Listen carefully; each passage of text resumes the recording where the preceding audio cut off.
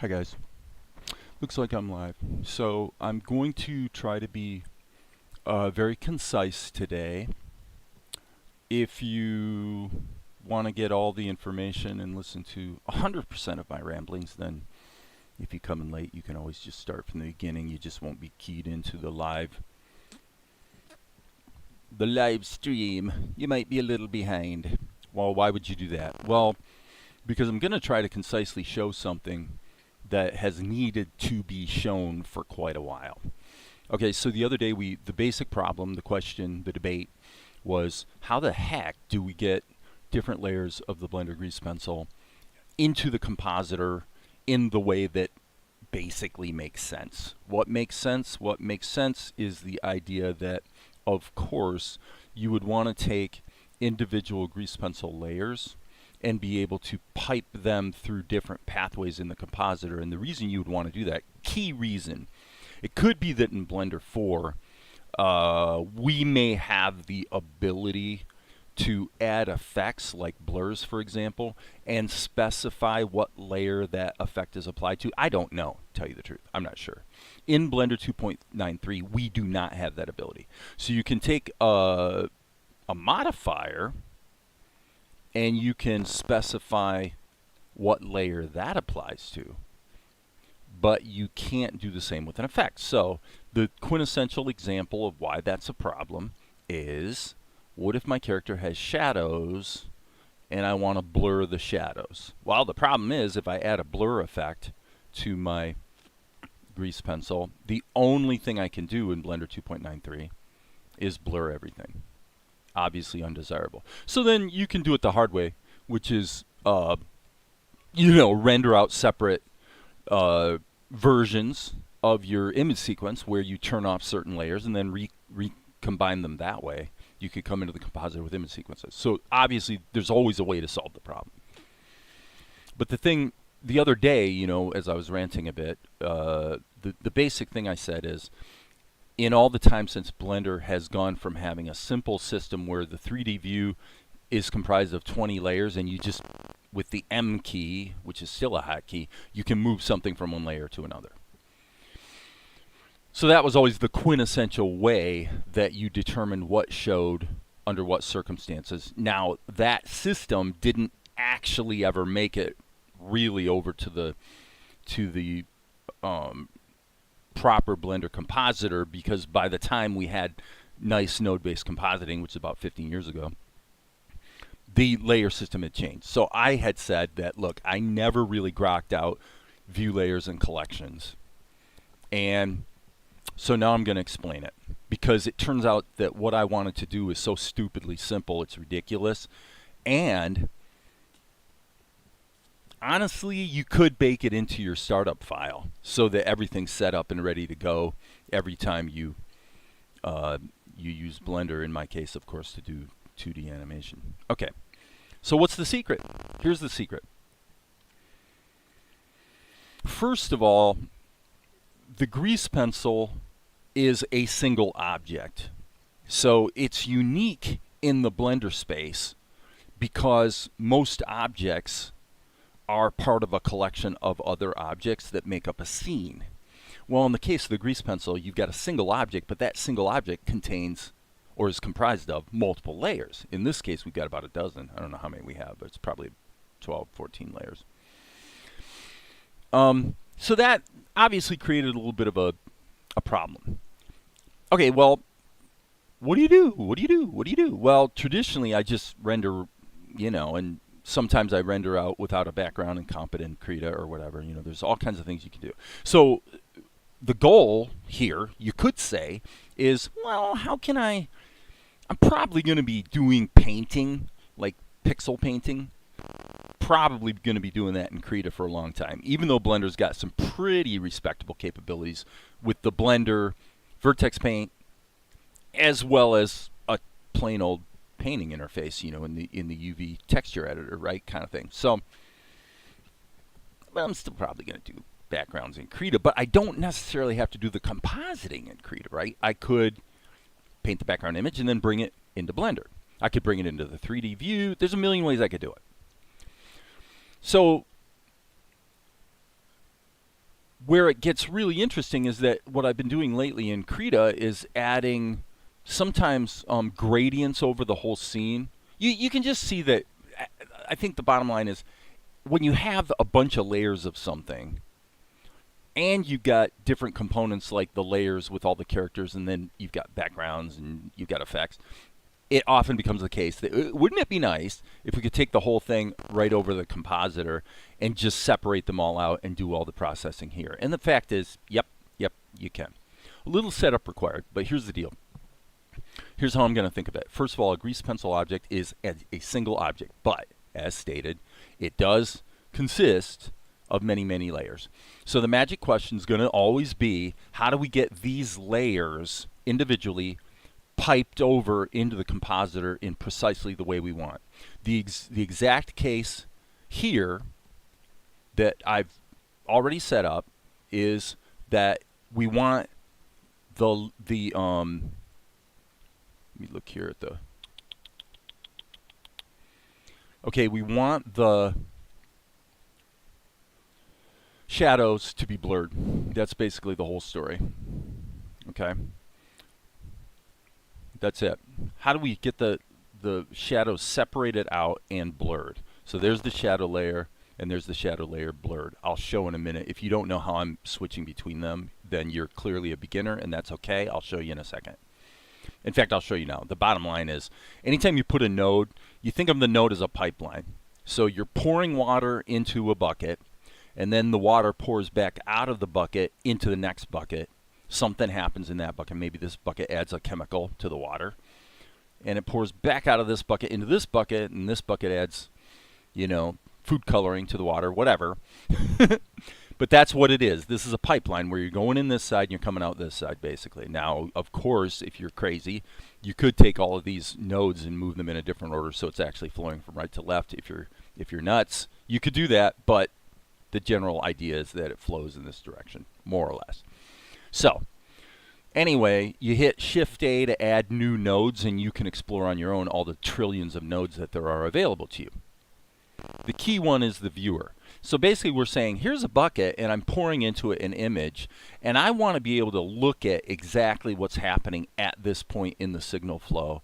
And then it goes into this bucket, and I want to look at what happens there. So this just has the shadows, so you see the shadows pop up on the screen. But when I click here, boop, now I see the shadow blurred because we're viewing the way it looks after it's processed by this node.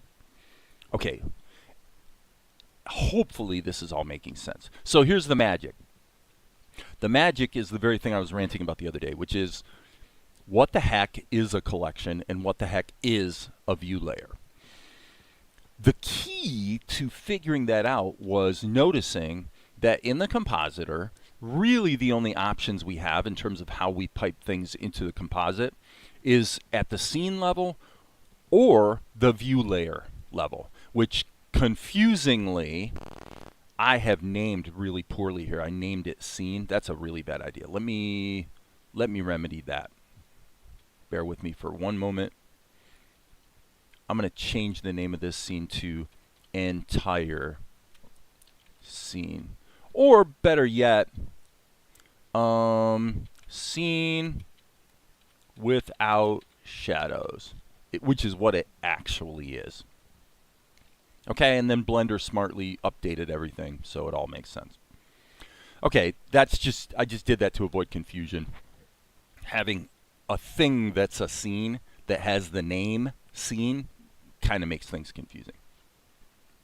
Okay, so now this is interesting. Yes. So let me back up one step just to give you guys this little clue. You could separate your grease pencil object into separate scenes. Now that's kind of confusing. It does make sense why you might think of doing that, though, if you're having a hard time figuring out how to get your grease pencil layers piped through the compositor correctly. What you would do in that scenario is you wouldn't just create another grease pencil object and do your shadows on it, although you could. If you did your painting over top of the other grease pencil object, you could keep them synced up. in terms of their position in space. So that's the most simple solution. It's not my opinion, probably not the solution you want in most cases, but it is in a way the simplest. Probably the way that would really look in the real world is you do what I did. You do all your animation, and then you just make a complete duplicate of the grease pencil object. And in the duplicate, you would simply delete or turn off all the layers that you don't want to see in the composite. We're not going to do it that way. To me, that's a little clunky. Breaking up your Blender scene into multiple scenes purely for the purpose of compositing does kind of feel like overkill. For one thing, you need to open up the Blender file and know at a glance that there are multiple scenes hidden in that Blender file. When, for me, over many years of using Blender, that's never been my habit. Okay? So what you really want to know is, geez, Dave, that would be kind of stupid. All we want to know is, how do we get the shadows into a different, a different whatever? And the answer is, well, what is whatever? Whatever is view layers. The view layers are scene without shadows, and then just the shadows. So how do we do that? It's actually stupidly simple. What we do, friends, and keep in mind, most of my scenes have about 6 layers. They don't usually have like a dozen or more, so this is a unusually punitive scene. So after I show this, I'll open another scene that's simpler and just go through the whole process, so we'll go step by step. Here's the answer.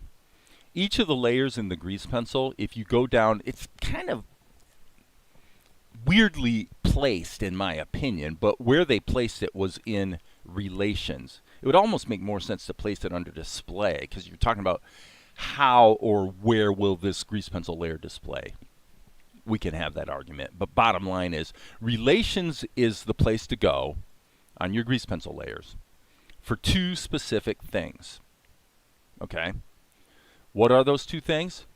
Relations, meaning if I want to take the whole grease pencil, well, no, I'm sorry, not the grease pencil object. If I want to take that individual layer and link it to an empty or something, or link it to some other object, in order to have more minute control of that particular layer, there you can do it here. So let me just demonstrate that so you guys know what I'm talking about. So I'm going to just add an empty to my scene. Plain axis is what I tend to prefer, and I'm going to move it off to the side here. Okay, so now let's just get back to our grease pencil object, and let's be okay, back to where we were, and we were in draw mode. So okay, so the layer we were dealing with was apparently the Luca ink layer. Okay, so just for demonstration purposes, I'm taking the Luca ink layer and I'm going down to the relations area, and I'm saying, okay, let's make the parent of that layer the empty.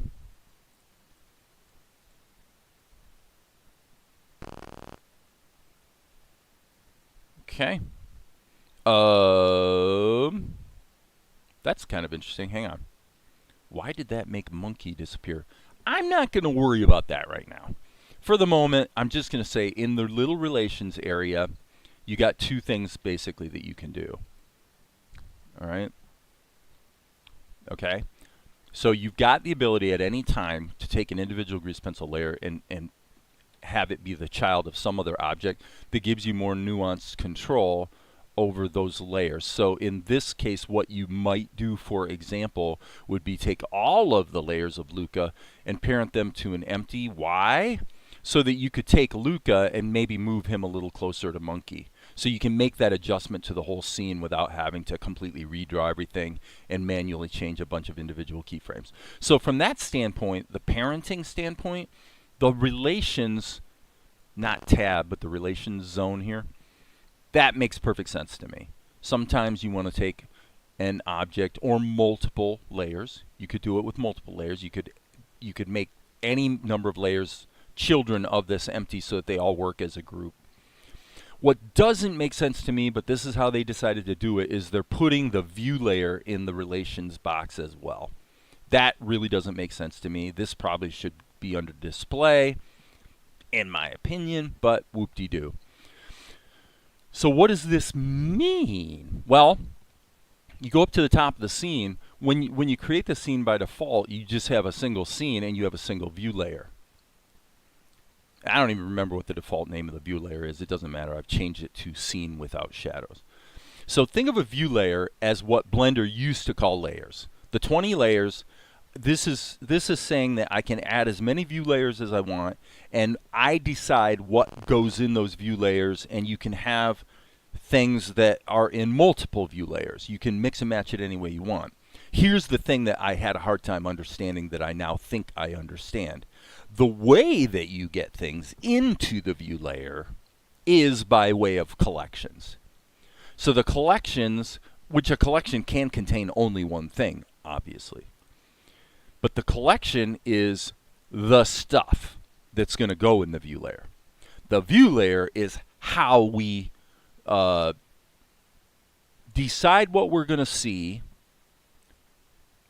under a given set of circumstances. So sometimes you only want to see one object in your whole scene. You might have 5 grease pencil objects, 25 3D models, 150, we can go on and on and on, particle systems and blah. You can have all kinds of, you have a million things in your scene. So view layers give you the ability essentially to very quickly turn everything off or on in terms of your ability to see it. Okay? So, what you do is you simply click this little icon and create a new view layer. If it's blank, then there's nothing in the view layer. So the view layer almost in a sense takes greater precedent than the scene does, because the scene is the actual 3D space with stuff in it, right? The view layer is, well, what do I get to see? Well, if you switch to a view layer that has nothing in it, including any of the objects from the scene, yes, you are still looking at the scene, but you're not looking at any of the objects that are in this scene. Make sense? I'm amazed actually that I have no viewers right now. Like nobody's watching. And it's amazing because right now I'm uncovering and solving one of the most languishing, vexing problems in the history of Blender, in my opinion. Because this whole collections and view layers things has been a bit inscrutable for years. More than 10 years. Okay. So I'm like, okay, here's the answer. Everybody leaves. The rats have fled the ship. I've seen this before. It's like there's a direct correlation between how important is the information that I'm sharing and whether people want to hear it. Okay. So anyway, the point is, we've got this new view layer now. We'll just call this blah blah. We'll just give it a weird name so we recognize the name when we switch between them. Okay, so now the question is, well, there's nothing there's nothing to see. Okay? So how do we get stuff into this collection or change it? Why can't the view layer blah blah show the collection that I want to see? And I'm not really exactly sure, actually. When I've done this is the part of it that I guess still remains inscrutable to me because I've done it both ways. This is obviously not going to work. The only way I've gotten it to work so far, because there's things I still don't know, is to just create a new layer. If you create a blank layer, a blank view layer, there won't be anything in the associated collection. So Blender's saying, okay, you created a view layer. Well, we want to associate some kind of collection with that view layer. We want to associate what you're going to see in the view layer with the view layer. If you create blank, then there's nothing to see. It's just blank. If you copy the settings, everything from the current view layer will be copied to the new one. And if you go new, that seems to pretty much do the trick. It creates a view layer, and as far as I can tell, it looks like it creates a copy as well. But so you wind up with 2 view layers that have the same stuff in them. Okay, So the short version of everything I've said right now is you open up your Blender scene and you go to your view layers and you just create a new one that's a copy, either a copy or new. Either way, you can. I'm not even sure what the real difference between those two is based on what appears in the collection. You just make a new view layer. That's it. Stop right there. Stop right there. Then you go over to the compositor, and if you add in 2 inputs, you'll see that you can choose which view layers they show. So you're halfway there, but you're only halfway there. Why? Well, because what you got to do is go to the grease pencil object, and looks like we do kind of need to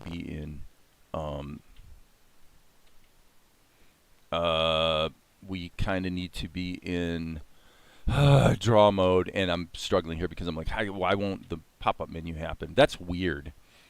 Once I clicked it in the outliner, it did. So anyway, let's go to draw mode. Okay, so here's what you have to do. This is the key. This is the magic right here. Ready? You take each of your layers, and you come down to relations, and you tell them exactly what view layer you want them to be in. Now, if you don't want to keep scrolling up and down, what you do is you come down here to the relations, and you actually do it here in the outliner. So I grab this one. That's in scene without shadows. This is in scene without shadows. Monkey shadow. Oh, we'll put that in the shadow layer. Why not? Monkey ink goes in scene without shadows. Monkey outlines, etc. We'll keep going here. And what I'm going to wind up with is everything in the scene without shadows view layer except the shadows. And as you can see, I already put this in the shadow layer. I could put it in the blah layer. It doesn't matter. But the bottom line is you got a scene, you add a new view layer, and now you're specifying through the relations, with the help of the outliner, which view layer you want each of these layers to appear in. And the whole reason you're doing it is so that when you go to composite, you can actually specify how they pipe through the pipeline. So here, obviously, when we render, you can see that it doesn't render exactly the way we thought it would, and that's because it's going through the compositor. We could actually probably upend that by, well, no. Looks to me like this, as far as I can tell, this is erroneous, because it doesn't seem to matter whether I have this on or off. If I've got compositing set up to rock and roll, it's going to use the compositor. So why we have a toggle still to decide if it's going to go through makes really no sense, but that's okay. It's probably an oversight in Blender 2.93. Okay, so let's recap. What did we do? Step 1, you got a Blender scene. Step 2, you add a new view layer and give it an intelligent name. Step 3, you set up your compositing, and then you can go ahead and do whatever you want to do. So here's the viewer for scene without shadows. If we go to blah, you can see that there's nothing because there's nothing assigned to that view layer. Scene without shadows has our guys in it, and this actually has both the monkey shadows, as you can see, and Luke's shadows, or Luca.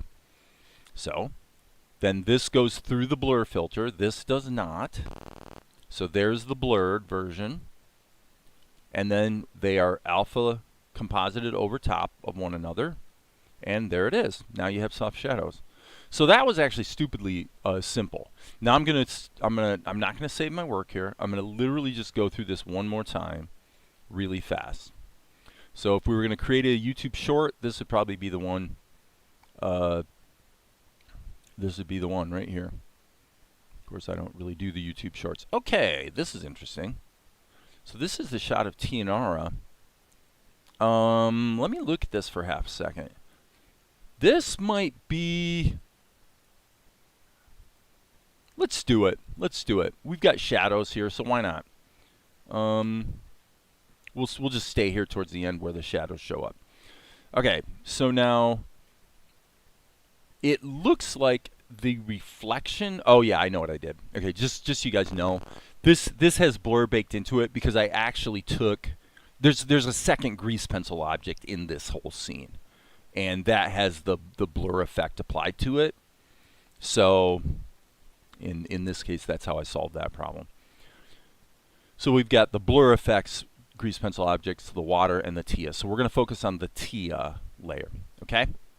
So now we're going to follow the instructions elucidated up until now.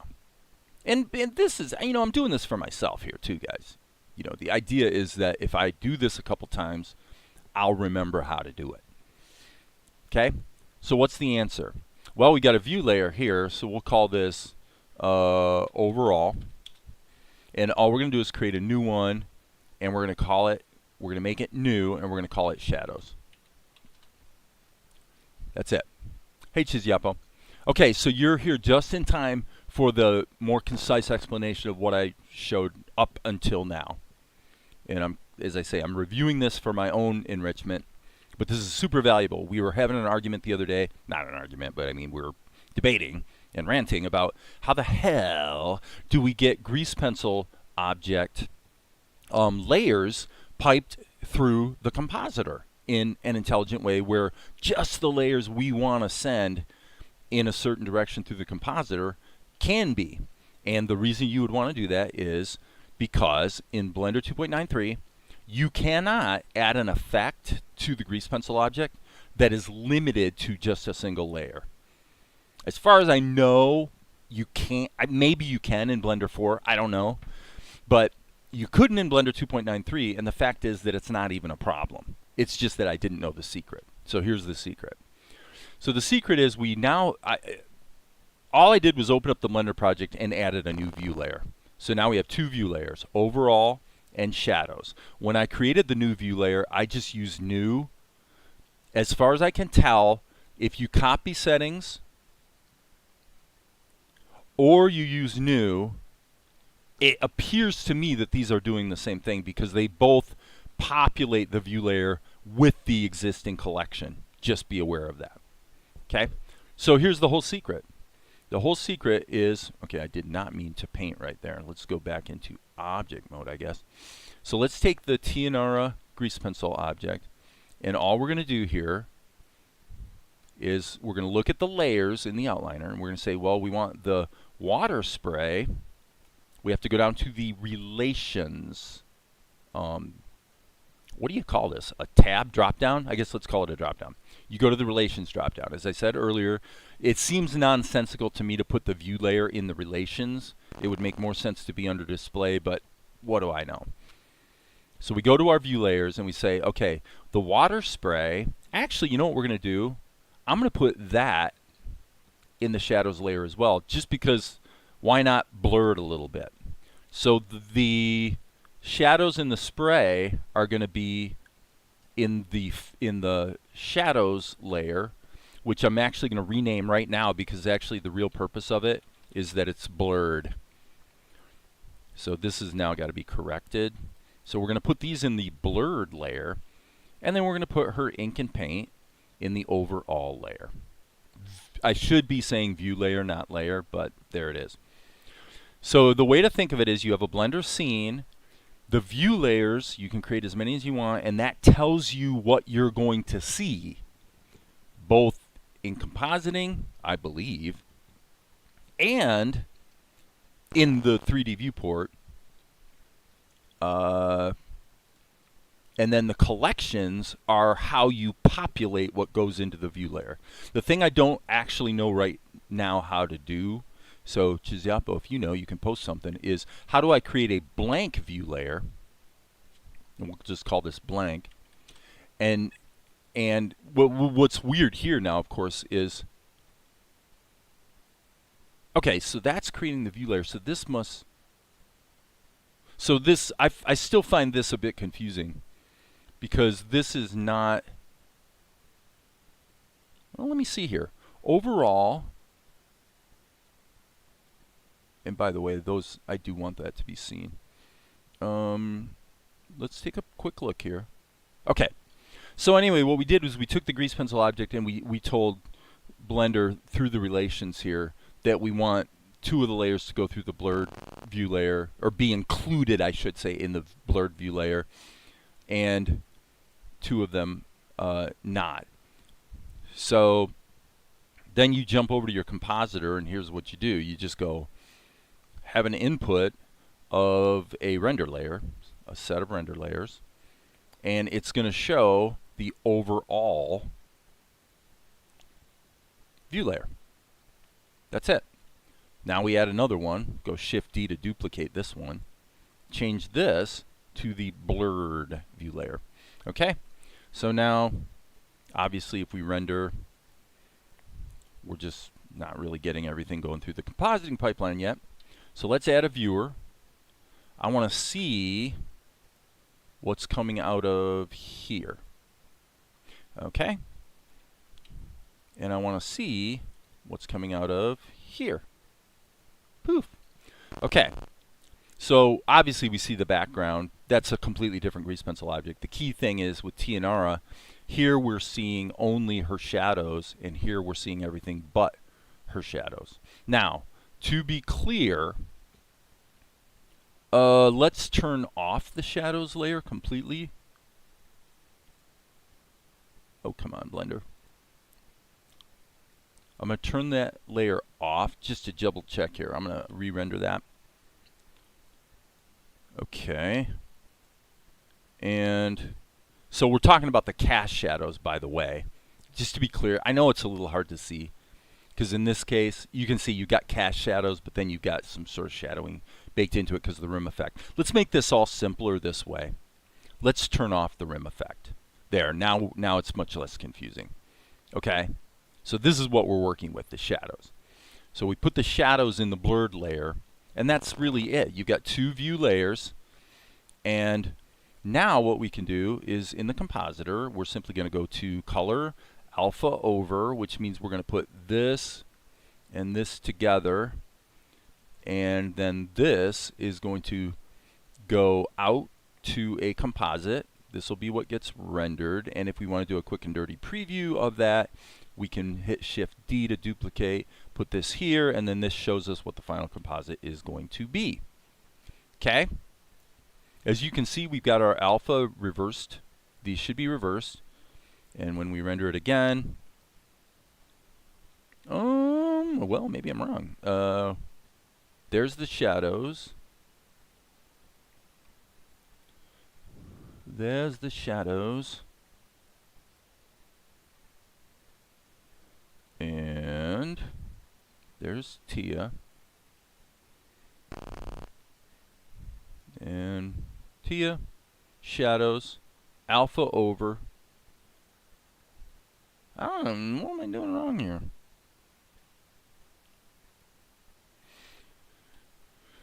What am I doing wrong, friends? Well, this is the challenge. Overall, blurred.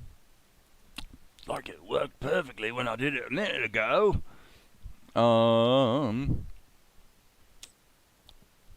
this is what we bumped into the other day.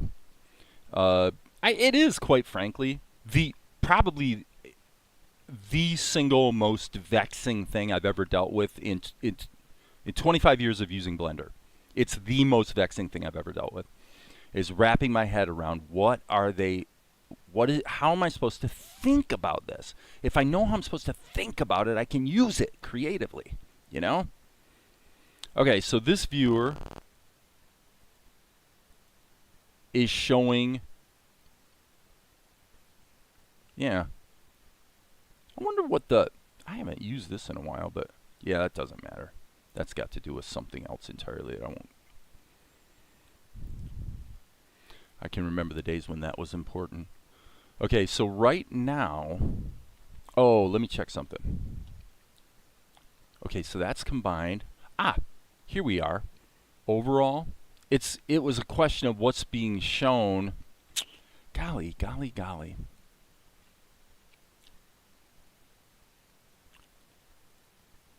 Yeah, so to me this is deficient. I mean, it's a little deficient because it means I have to do more setup just to be able to see how they look composited together. But the short story here is you would just add a blur here in line, add some blur. Okay, so now that's interesting. So that's blurring everything, which means we need to deal with the see this. Okay. Well, it's unfortunate. I go to show it and it works perfectly, and then I go to show it live on the live stream, and I'm back into the state of confusion. So unfortunately, I did my best. The long story short, you can dick around with it on your own, but the long story short is take your grease pencil scene, just add a new view layer, and then individually take the layers of your grease pencil object and tell them which view layer you want them to appear in. That's pretty much the whole story. This, I happen to pick a scene that makes things enormously more complicated because, as happens literally almost never, this is the one example where I have multiple grease pencil objects in the same scene. I mean, I tell you, I literally never do that, and this is the one scene. I just happened to pull up the one where I did that. So now, let's render this. Okay, so now, here's my point. Here's the composite. The view layer is still showing the background even though I turned them off, so that's interesting. Overall and blurred and blank, and now I can't, I'm still seeing it in the background even though I desperately don't want to. So yeah, this is actually turning into a fairly intense situation here. Boy, that's too bad. Okay, so in the interest of being a good YouTuber, I'm going to show you guys something very stupidly simple. I'm going to draw a red and I'm going to draw a green. Okay. And now I'm going to call this layer red and I'm going to call this layer green. This is all to prove to you guys that I'm actually not insane. I'm going to take this and I'm going to move it into the green layer. I'm going to delete this layer and this layer. So now we have a red layer and a green layer. And it appears that this, this needs to be explicitly moved to the red layer. So now you can see green is turned off, red is turned off. Okay. So this is what I'm basically trying to show here today, even though my more complex scenes are making it brutally difficult to do so. Okay. All we do is create a second view layer, done. Then we go to the compositor. Boom. Okay, boom. Hello. Add input, render layers, add, duplicate it. This is the new layer. This is the new layer 001. We go back here. We go, oh, well, hey, our grease pencil object does in fact have two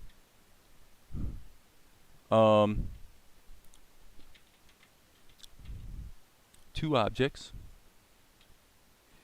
Okay. And so now the red is going to go into the view layer. We'll just call it view layer. Well, green is going to go into view layer 001. We're doing this as simply and stupidly as possible. View layer 001. Watch what happens when we add a viewer. Click, click, duplicate, click. Now, what we expect is this will show the green and this will show the red. Very simple, right? Okay. Ta-da, it works. Now you could see that there's a little bit of a delay. Okay.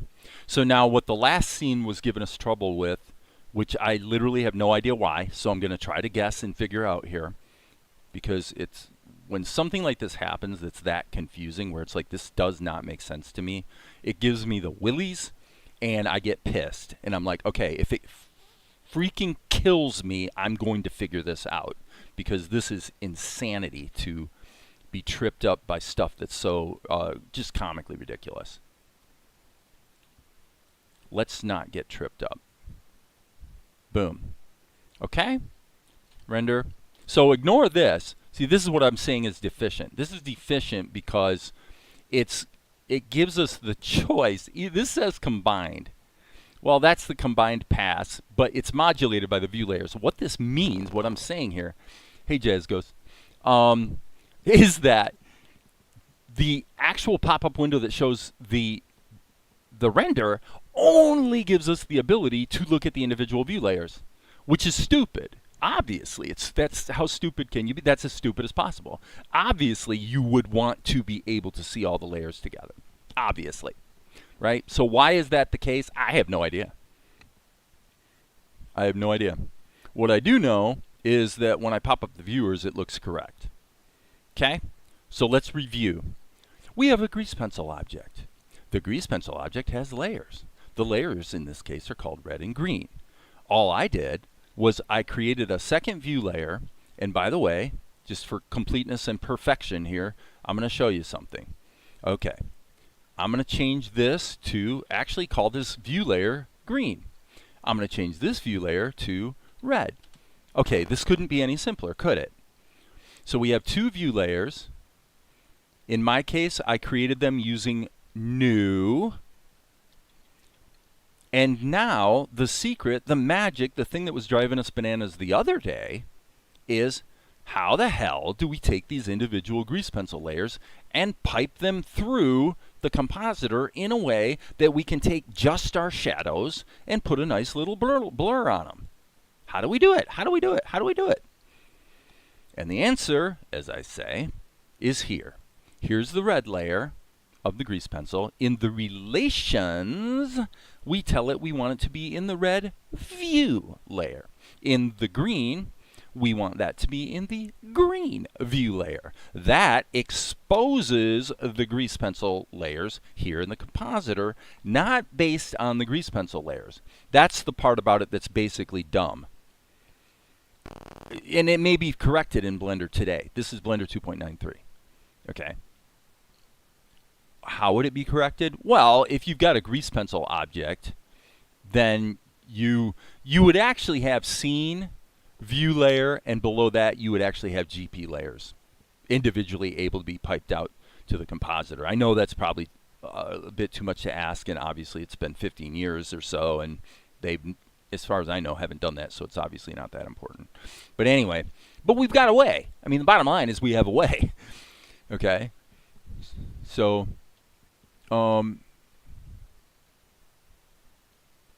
hey Jazz Ghost, Animato, how are you? Everybody's getting along, good. Okay, so the simple matter that we are dealing with and learning about today is simply the question of how do we pipe a grease pencil layer through the compositor in such a way that it can have its own separate processing from the rest. And the reason we want to do that, the reason is simple. If you add a modifier to a grease pencil object, such as, oh, I don't know, noise or offset, let's put in something that's going to have a visual effect. That's no good. Let's find one that's going to have, let's do opacity. Oh, there we go. Okay? You can add a modifier in Blender, and you can tell it to only affect a certain layer. You cannot add an effect and tell it to affect a certain layer. You can't do it. Okay? If you add an effect, it's going to affect the entire grease pencil object. Therefore, if you're like me, and you always have scenes that have ink lines, color, shadows, you know, you basically have 6 or 8 layers that are always the same layers, and it just so happens that you often want to pipe the shadows through a blur. This is how you do it. So, this is the secret is go down to relations, relations, relations, relations, and tell the grease pencil layer to be in a given view layer. And by the way, the following is important. Listen closely. This is important. You also have to do that with the other layers as well. If you don't specify, then this layer will show up in all renders. Do I need to illustrate that? If I take this out of that view layer, watch, now Blender will act differently and it won't do what I think it's going to do. Now what we should see is both of them and just the green. Both and just the green. Why is that? If we don't specify that we want the green to come through this view layer, then it will be in all view layers by default. Get it? So it's a little bit of housekeeping, which again could go into your Blender startup file. Like, to me, it would make perfect sense to change my startup file so that I always have 2 view layers, one for blurring or other special effects, and one for not. And then the grease pencil layers are actually set up in advance so that the shadow layer is always going through the blur view layer. That way when I composite and render, all I got to do is just go right here and add a filter. So let's just add a blur filter. Boop. We'll make it a big ass blur. Okay. Re-render, because I now have piped the green through the proper view layer. So watch this. I'm going to duplicate this viewer just so I can get a quick and dirty picture of it. And boom, look at that. So my green grease pencil layer is going through my green view layer, which I know it's hard to see, but there it is. There's the proof. Obviously, you could do things like put the same layer through it and then still composite them together, and that's how you'd get like a glow effect, right? So red layer goes through red view layer. Same with green. I can look at them, but green then goes through the blur, and boop, there it is. And now they are alpha over combined, and now you get the combination, and there it is. Which is cool, because now we can actually tweak this in real time and make little adjustments and yada, yada, yada. Okay? That's the lesson, friends. 45 minutes. If you have a green color, changing it in the palette changes all the greens. Is it possible to create a color palette, and when you change a color, it changes all the colors in the scene? Okay, great question, Jazz Ghost Animado. Animado. Yep, got it. Jazz Ghost Animado. The answer to your question, it sounds like you must be kind of new to Blender. So the bottom line is, what the behavior that you're thinking you would prefer is the default behavior. Okay? In Blender, we're talking specifically about the grease pencil, obviously. In Blender, with the grease pencil, every material is effectively procedural. If I select the material, and I have a project I'm working on right now where this becomes important because the client may in fact want to change the, so I've got like a bunch of animated frames, so each frame is an individual drawing, and there's this character. Well, the character has a color. What if the client comes along and says, well, you know what, that color, I like the color, but could it be a little darker?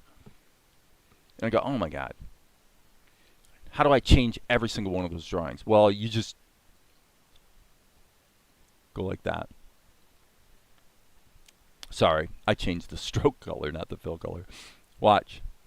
Look at that. Ah! All materials are procedural in Blender.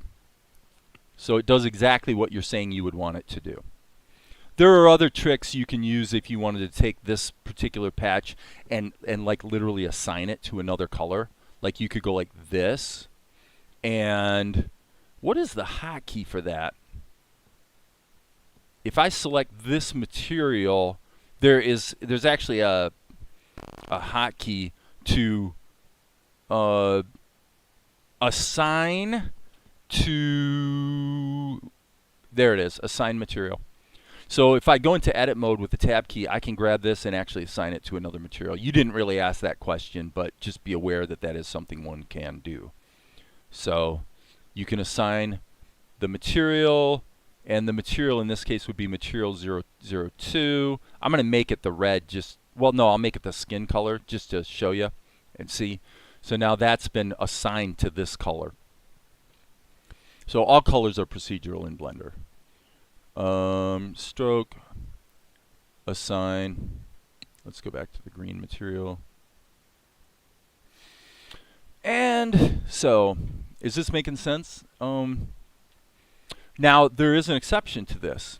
And it's not something you're going to remember probably because it's a lot to keep a track of. But if we go to draw mode, okay? If we go to draw mode and I'm going to go to my materials, and I'm going to go to my charcoal ink. So my charcoal ink is what I scribble with, okay? And I'm going to turn the strength off so I get good dark lines. Okay. Now you say, okay, that's cool that you've got these procedural materials. Everything's procedural. What if I don't want that, though? What if I want to just quickly paint over this or something, but I don't want to have to keep like changing materials and have 50,000 materials here in the list that are all slightly different colors of green? Well, Blender's got you covered. What you do, and again, like I said, you might not remember this, but I'm going to throw it out there anyway, because this is another thing you kind of have to learn. But basically, here's what you do. You switch from material mode to vertex paint mode. Click, click, click, click. Okay, so now we have a different situation. Now we have a fill material. We're still on this material, remember. Keep this in mind. So I'm not going to get into the nuance of what distinguishes vertex paint characteristics from the material that you actually have selected in your materials list. I'm not going to get into that. It's a little nuanced, and you need to play with it. But here's the main thing. By switching from this to this, I now have a situation where whatever I do with my grease pencil is going to actually be this color here. You do need to set the mix factor to 1 in order to see that color change. If you don't set this, if you set this to 0, which it's set to, bafflingly it's set at 0 by default, then you just keep getting this material. If you put this all the way to 1, and of course you could put it somewhere in the middle, now you say, wait a second, it's not yellow, that's still green. Yeah, you're right. That's because, see, I told you this was nuanced. I told you it was nuanced. Here's why. What we changed the color of was the stroke. We wanted to change the color of the stroke and the fill, actually. Ta-da. But keep in mind, if you're in solid render mode here, like you've got wireframe, then you've got solid, and then you've got, what do they call it? Material preview, and then what amounts to a fully rendered view. Only in these two modes will you see the vertex colors. If you're here, you'll just see the materials. So just be aware of that, because that will freak you out. Okay, now here's one part about this that's all quite interesting to me. If I change to charcoal ink, I've changed my material. Now I have a stroke material, right? So for sketching with. But notice that the switch from material mode to vertex paint mode seems to be linked more to my brush than to my material, because once I'm in this mode, I can actually switch materials, and it still works, which is actually kind of cool. Why? Well, mainly because it lets you quickly switch between a fill material and a stroke material just by switching the materials here. Now, here's the question I didn't know the answer to, and I still don't, but I'm going to find out right now. If I have a bunch of strokes and shapes that are painted using vertex paint mode so that I can, change colors and do the painting and everything else I want to do, are these colors properly mapped to their materials? How would I know? The way I would know is I'd turn the material off. When I turn this material off, I would expect that anything here that's a solid shape that I drew using this material, even though it's got the different vertex colors, will all disappear, but everything that's a stroke won't disappear because it's tied to this material. Like I said, I know this is kind of nuanced. Look at that. Look at that. Okay? So it's kind of like what I was saying about collections and view layers. Everything kind of overlaps, right? At the end of the day, it's all quite flexible. And as you can see, if you want to do plain old painting in Blender, you can do it in vertex paint mode. Doesn't matter what material you have selected, actually. It matters more what brush you're using. Like if you want to have a nice textured brush, which in this case, that brings up a whole nother thing I should mention. With the fancy schmancy brushes you can download, keep in mind this is often clicked. What that means is that when I paint with this brush, let's make the radius big so you can see it, and let's make the pressure a little more sensitive. Strength, I don't like that. Let me make a change here. I'm going to go into the tool mode. I'm going to drop down here to the curves. Where the heck are the curves? Here we go, brush settings. Where the heck are the curves? Well, okay, fine. It doesn't matter for the moment. I'm just looking here. Yeah, that should be. I wonder why that turned off. Okay, so you can see a little bit of, if I press harder, it's darker. Blah blah blah. Okay, so what I'm telling you is this.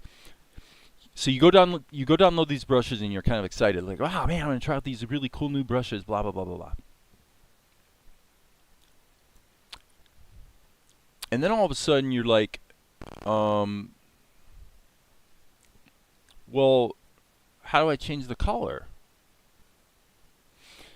When they pin this, they've taken all the characteristics that they programmed into the brush and they locked it to a color, which is generally not what you want. So you'll often find yourself, if you're fiddling with somebody else's brush that they created, you'll often find yourself clicking that to turn that off. And once it's turned off, now you can go back to, just painting and having fun. Okay, so look, I've covered it as well as I can. I'm an hour into the live stream, and I probably need to get to some real work. So, are there any questions? The compositing thing should be pretty straightforward. It's really simple. And if you're a newbie and you don't have much experience fiddling with the grease pencil and whatnot, don't worry about it. This stuff isn't going to matter to you. It's really not going to matter for a long time. Okay, so let's get to work. If anybody has any questions, though, about anything I've covered here, just post it in the chat, and I'll do my best to address it. But right now, I want to get back to the real work. So, Jazz Ghost Animato, I don't believe you've been here before. Since I've only got one concurrent viewer now. This is the story of my life. The better the information, the less people actually want to hear it. I'm just not sure why that is. Okay, so we're working on the storyboard for Salt and Light Episode 3. I have to say, I've been watching Gintama when I have a little free time. And they do such a great job of taking really simple... it's just amazing in good anime how well they do at taking static drawings and building entertainment value into basically the edit and very simple animated stuff that frees them from actually having to do very much character animation. Like, you can watch a couple minutes in a row of Gintama, or any other anime actually, and what you'll see is you'll notice that every once in a while there's a money shot where there's a bunch of animation, but for the most part, the only thing it's just the mouth moving. And then they might pan the camera or zoom it in very slowly or have some looping stuff going on in the background, but super economical. I find that quite impressive. Anyway, I think since the last time, I think when I live streamed last, I think this is where I was at. We were at the point of saying, hey, Melchizedek is peeking around the corner. Okay, so let's just look at what's gone on since then. So Melchizedek peeks around the corner. He's looking around, and he notices this tavern. Oh, okay, well, he needs to get some food, so maybe there's an opportunity there. I don't know, maybe. So the camera pushes in. We see this is a tavern. And then as the camera pans down, I should add, pan down, right? We see Mel going towards the doorway. So now we switch to inside the tavern. Mel is coming around the corner, so we'll just indicate that, like so. All of a sudden, somebody blocks him and says, "Get out of the way, kid!" And it's the tavern keeper. He comes out and he throws his bucket of water, of whatever the waste is, out into the street. Apparently sanitation in Gripson's less than it. Chizyap, I'm going to answer your question in just a moment. Okay, so give me half a second here. Actually, I guess it's going to take a while to go through the rest of these keyframes and get up to speed on the story, so I'll go ahead and answer now. The answer is I'm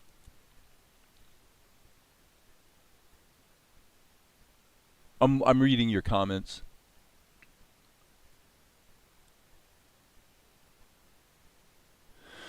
Okay. I want to think about how to answer this. In fact, I am going to transition to the webcam so that I can kind of make this a little more personal. Here's the thing.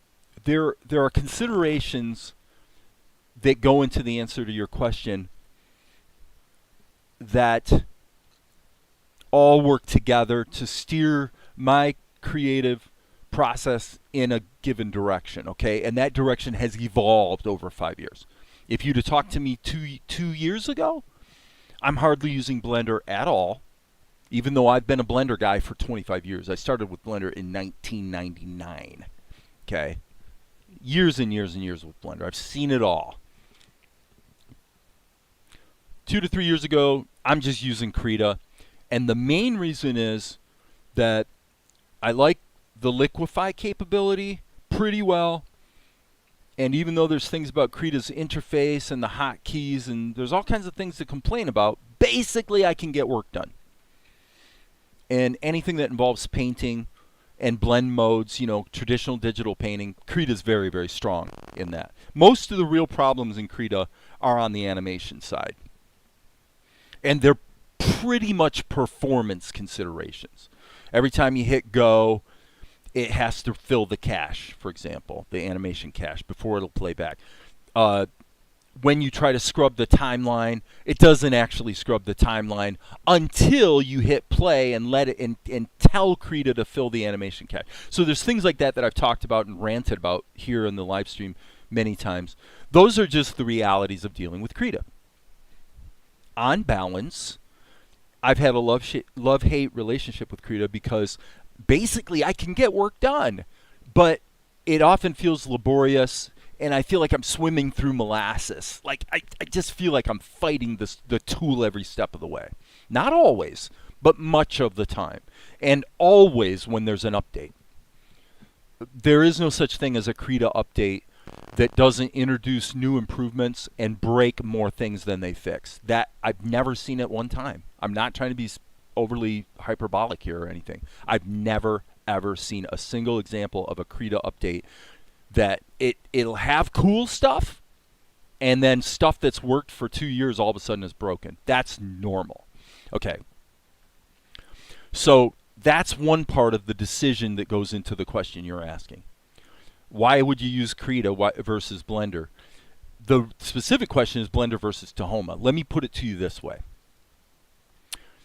If you want stability, flexibility, pretty fast workflow, pretty good special effects like particle systems, procedural materials like Jazz Ghost was asking about, if you want the sweet spot between Blender and Krita, pretty much Tahoma is that sweet spot. Most of the things you want to do, you can do fairly quickly. It's pretty stable. And while it's not necessarily quite as powerful, well, it's clearly not as powerful as Blender, it's good enough for most of what you'd ever want to do as an animator. And that's why Ross Payne, otherwise known as Nugget40 here on when he shows up on my channel, he's basically an OpenToonz / Tahoma guy. And he's a very competent, very solid animator who he basically uses Tahoma. So now the question becomes, why Tahoma versus Blender? Bottom line is this. Number one, performance-wise, Blender is absolutely better. Number two, flexibility-wise, Blender is absolutely better. If I have a character on the screen and I want to do what I can do in Krita, such as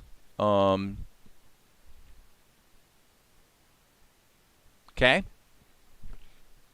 100% better in Blender, 100% more fluid, 100% more powerful, 100% less likely to crash.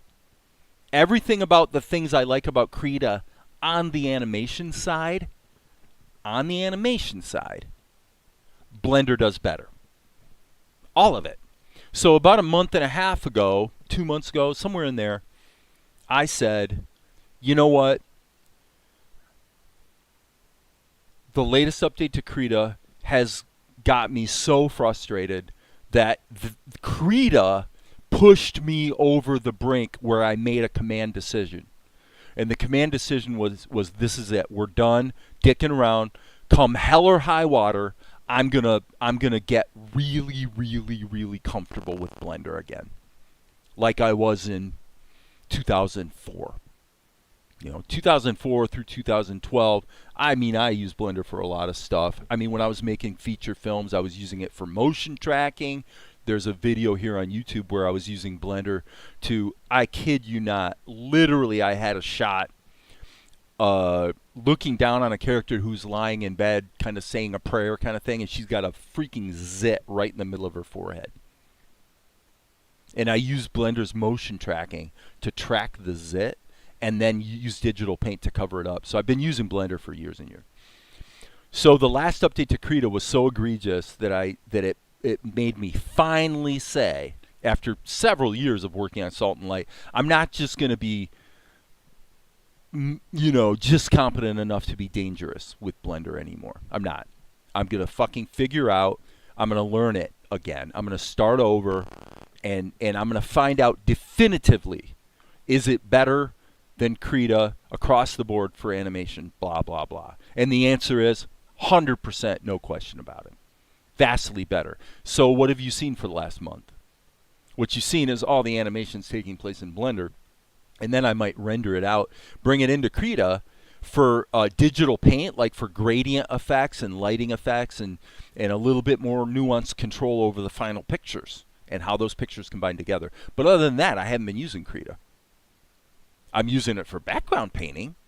It's going to be better than Blender for a long time in the digital paint domain. So for that, I'll use it. The problem with Tahoma, by contrast, now to really put the final answer to your question, the problem with Tahoma is that if I had to pick one tool for a newbie that hits the sweet spot, it would probably be Tahoma. If you're a digital painter, I'd say Krita, but if you're basically wanting to animate and tell stories, Tahoma is where I tell you to go. If you know for a fact that you're serious about animation, you really want to make this your vocation, and you want to open up career opportunities and yada yada yada yada, then I would tell you don't waste your time at Tahoma. Go to Blender, because there's a 2 orders of magnitude larger community of people and opportunities surrounding Blender. That's number one. The support structure is an order of magnitude better in terms of documentation, good documentation, accurate documentation. Everything about the Blender ecosystem is 10 times stronger, if not 100, than Tahoma's. However, Tahoma's is still pretty good. If you go over to Darren T's, Discord, there's tons of information there. You can learn everything you need to learn to do good work. So Tahoma is the simple but pretty amazingly capable middle ground. Krita is everything associated with digital paint and lighting and effects and how things layer together and brushes and painting. That's Krita. Everything animation, that's Blender. And that means 3D animation, rigging, 2D animation with grease pencil. It doesn't matter. In every area. Blender has ruined the business model of 3ds Max, Maya, Houdini. They've basically wrecked it for everybody over the last 20 years by having a free tool that keeps getting better and better and better and keeps catching up and even exceeding those very expensive tools. I don't know what it costs for Maya these days, but it's probably still a couple $1,000s. Hell, back in the 90s, late 90s, I had $3,500 into 3ds Max. Crazy. Anyway, let's keep rocking here. Does that answer your question? If you want to just quickly get to the business of doing animation, just stick with Tahoma for now. Okay? And then what will happen is, this is the thing I think everybody should really just be cognizant of. Psychologically, what we respond to as human beings is contrast.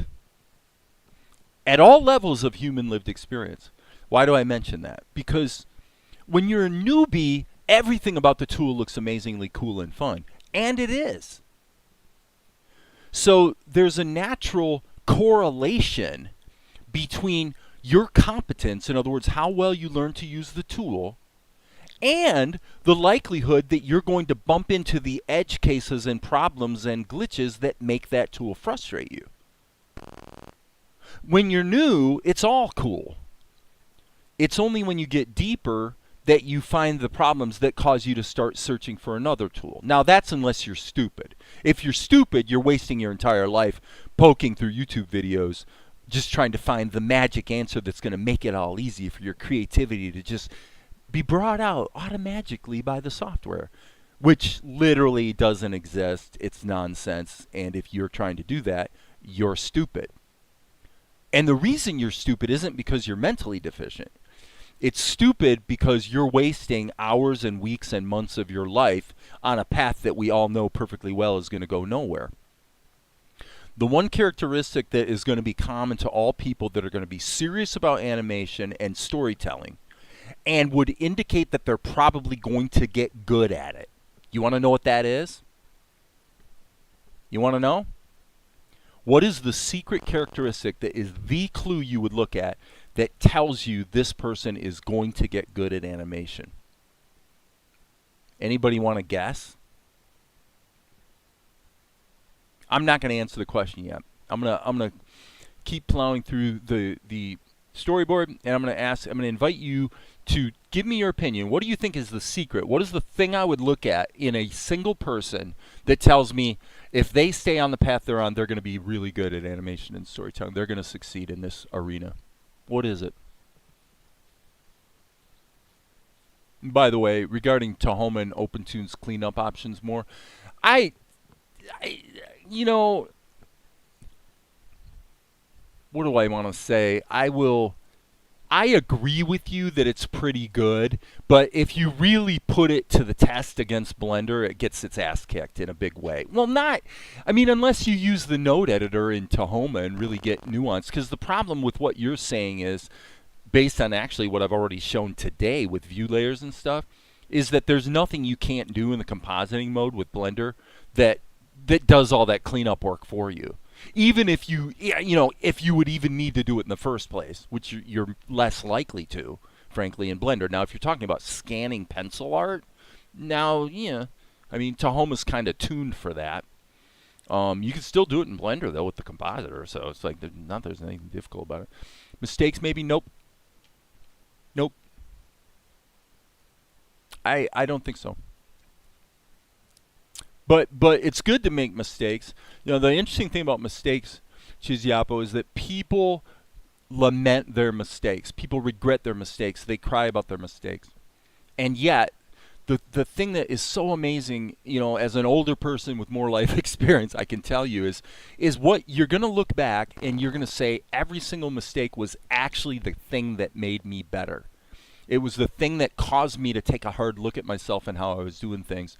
You want to race to as many mistakes as possible, as quickly as possible, because it's the only way you get better. It always works, and there's no other way. So you have to do a lot of it. But what's the one thing you would do a lot of? Forget the tool. Screw this business of should it be Blender, should it be Krita, should it be Tahoma, should I pay for Moho, should I buy Clip Studio Paint? Screw all that. What's the one thing you're going to do if you're actually going to tell stories in the animation space? What would be the clue that I would be able to look at what you do with your minutes and your hours that would tell me they're going to succeed? And I'll give you a hint. Sifter, if you know Sifter, who comes around here a lot, you look at his work on Discord, you're going to go, Sifter's going to succeed. Period. Sifter is going to succeed. What that success will look like, who knows? But he's going to succeed. How do I know that? What does Sifter do a lot of that would indicate he's going to succeed as a person who is telling stories in the animation space? Okay, I'm going to tell you the answer. You ready? If you're still here and you're still listening, put something in the chat so I know you're paying attention, because here comes the answer. This is the secret to how you will know that someone is going to be successful in the arena of telling animated stories. And you'll absolutely can know for sure. What does that person do that's different than the person who's not going to succeed telling animation stories? Okay. Here's what that person does. They tell animated stories. Did you get that? You see, this is the secret of life.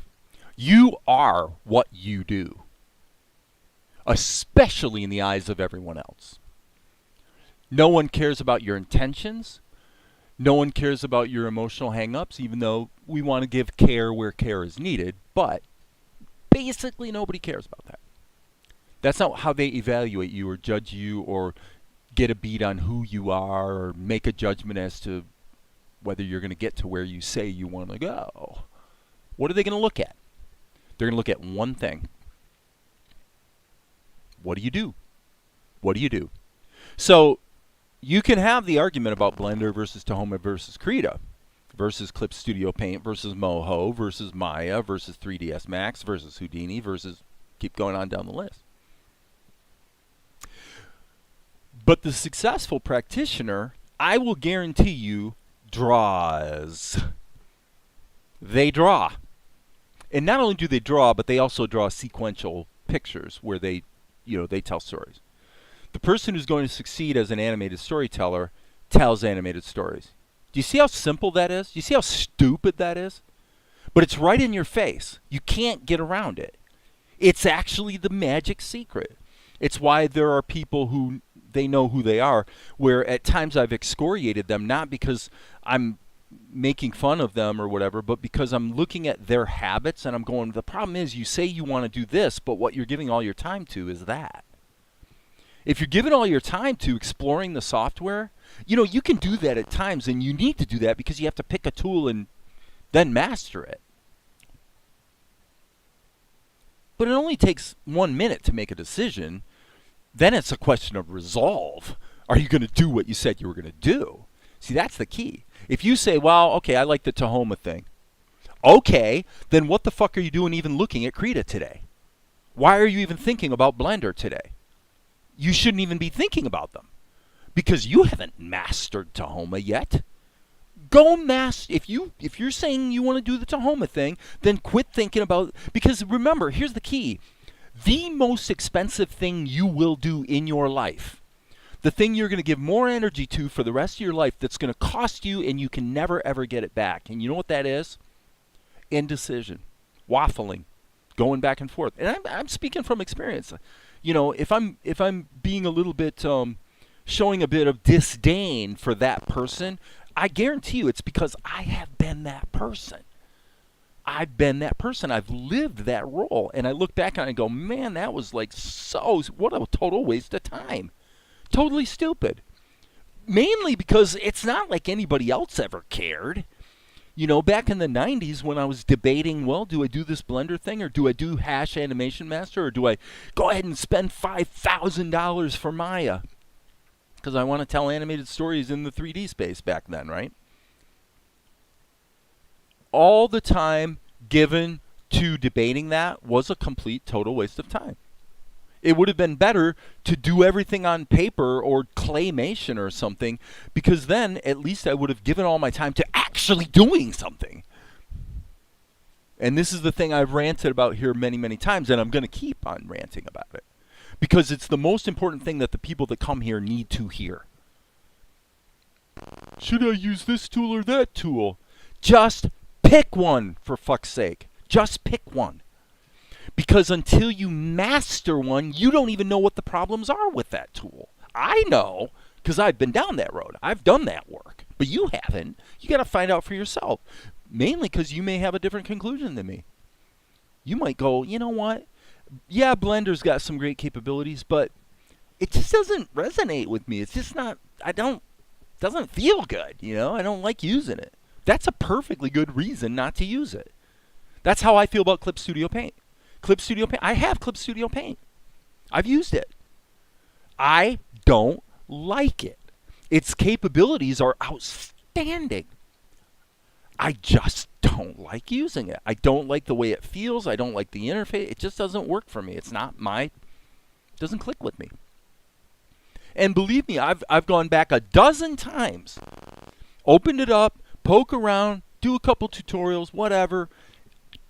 It's just not the program I like to use. And that's okay. It doesn't matter. There is no right answer. If there was a right answer, then how the hell did they make Toy Story? How did they do it? Toy Story was made at a time when there were commercially available 3D animation tools. They were crude, but they existed. And yet they made their own tools. How is it that they were able to get that job done when there was no Blender to pick from? There was no 3ds Max. There was no Krita or Tahoma. And yet they got Toy Story done. How is that even possible? Well, because the capabilities to do what you want to do as a storyteller have always been here for the last 30, 40, 50 years. They've always been here. The tools have done nothing to change that. They've just made certain parts of the process easier. So the thing that's going to show the person who's going to be successful is that person's going to do the things that you would have always done, even if it was 50 years ago. What are the things you would have had to have done to tell an animated story back then? Those are the things and the habits that make you a discerning consumer of the tools such that you can make a qualified choice as to whether this is the right tool for you. You see? There is no shortcut. And if I tell you, well, yeah, you should definitely use Tahoma. I mean, my opinion is I'm just one guy. My opinion doesn't mean diddly. It's just an opinion, you know? So my broad brush breakdown, of course, is if you're a digital painter, Krita. If you want the middle ground that's simple enough, yet easy enough to learn, yet deep capabilities if you're willing to delve into them, Tahoma's a really good sweet spot. If you want every capability under the sun and are prepared to master it in order to have access to those capabilities in a way that, you know, becomes fun and relatively easy to work with, then you learn Blender. That's my opinion, and other people may have a different opinion. But the key characteristic that you're listening to is you draw. If you want to tell animated stories, then you tell animated stories. There is no side road or side door or peripheral involvement around that pursuit that gets you there. There is no tool that gets you to the place where you're telling animated stories. There is none. You are first an animated storyteller and then secondly a tool user. If you try to put it in reverse, all you're going to do is jump from pillar to post for the next 10 years, poking at this tool and poking at that tool and never actually mastering anything. And you will fucking just waste your time. I promise. I know. I've done it. So anyway, the tavern keeper comes out, spills the water. And Mel tries to strike up a comment. Wow, crazy day today, huh? Ah, it's a zoo. I got no time for chit-chat, kid. Go in and order some food or beat it. Well, it looks like you could use some help. I could sort of use a job. You got any experience? And then Mel thinks back to when he and Asher used to feed the poor. I've been serving food my entire life. All right, kid. Go in there and take care of table 7. Yes, sir. Thank you, sir. Move it! Yeah, yes, sir. Yeah, okay. He comes in, looks around. Ah, there's table 7. And then the camera pulls out and pans down to reveal who's sitting at table 7. And it's Tobias and Vespar. Oh, as my parrot Zuko would say. Yeah, Chiz Yapo, I just don't. I want to see. Look, I tell you this. It's funny because my beautiful partner Valerie and I were talking about this yesterday. I think the thing that's amazing to me is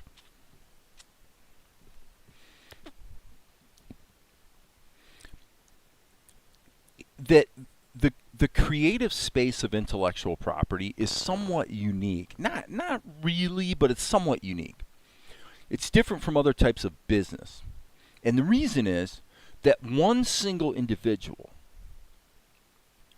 can come up with an idea, and if they're reasonably disciplined and determined, one individual can not only disrupt by creating something that's literally brand new and unique,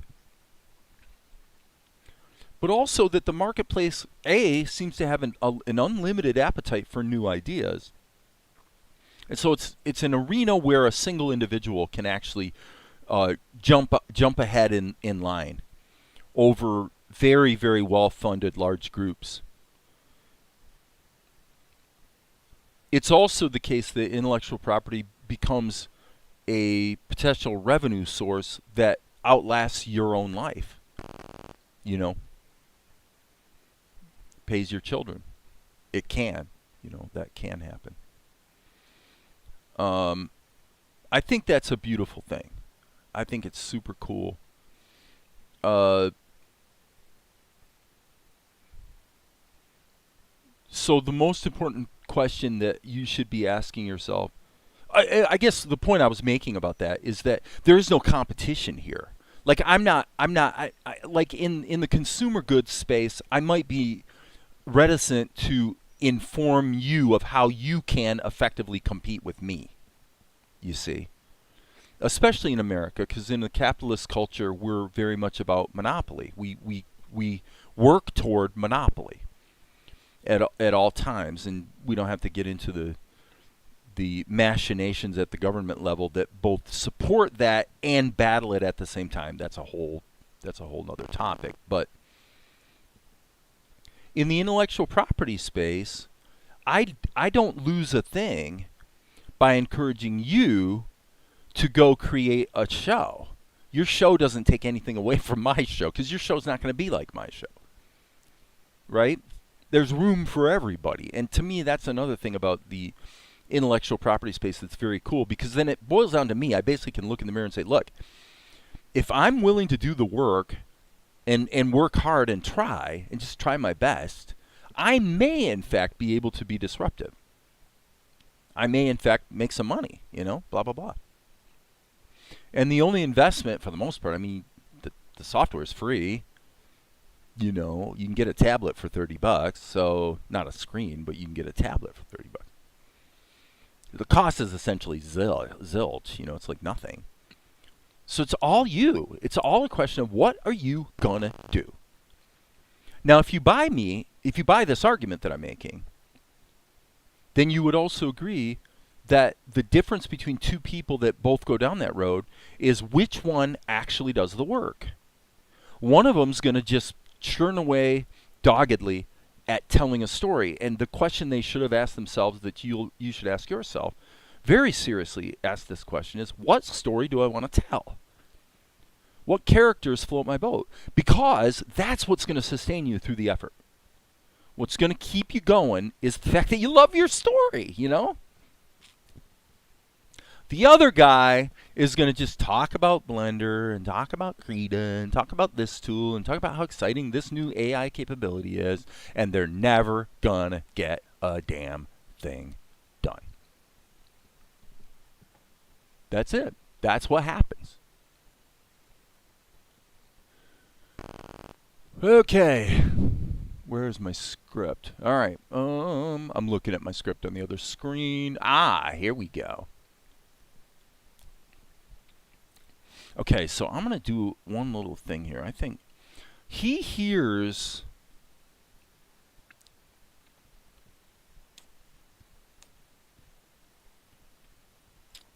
I'm going to actually...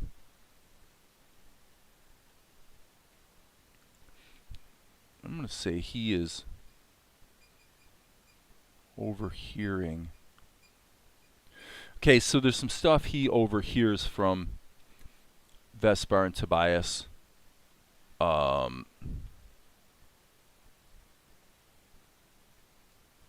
Before he goes to try to serve them at the table.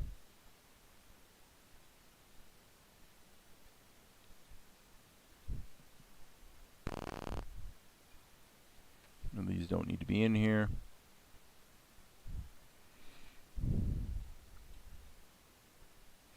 And just for my own enrichment, I'm going to go one level deeper.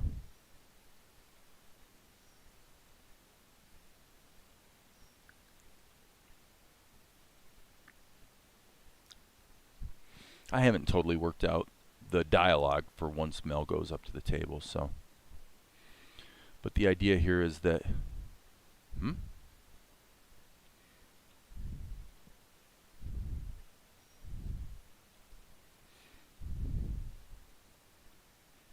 probably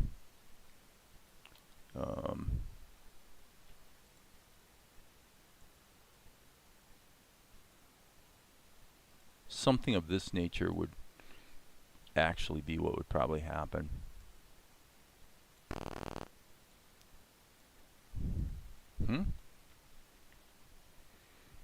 That's just Mel sort of leaning in for a little closer to be able to hear.